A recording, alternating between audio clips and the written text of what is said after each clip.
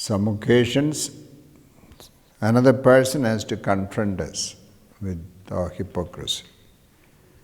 Galatians chapter 2, 10 to 12.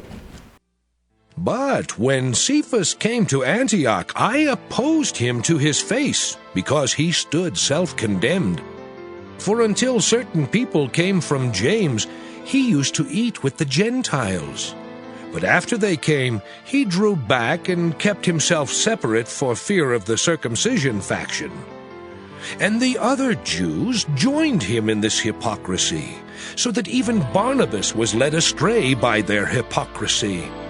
But when I saw that they were not acting consistently with the truth of the gospel, I said to Cephas before them all, "If you, though a Jew, live like a Gentile and not like a Jew, how can you compel the Gentiles to live like Jews?" So what happened? Peter was living with the Gentiles, eating with the Gentiles, the uncircumcised. He heard that Bishop's people are coming from Antioch, James. He is a circumcision group.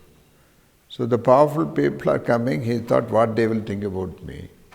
Slowly he moved from the uncircumcision group to the circumcision group. Many Jews also moved there. Barnabas also was carried away. Now Paul saw this.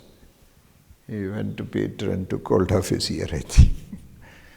Withstood him and said, "What you are doing, Peter, is wrong." Read the next verse.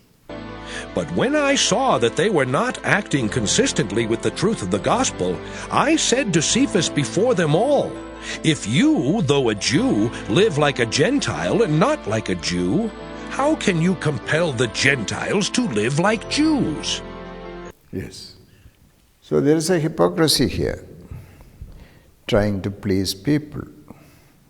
This happened in Peter's life almost at the end of his ministry. So it can arise. You can get dirtied. Only thing, sometimes somebody else pointing it out or Spirit of God pointing it out. It has to be brought to before God.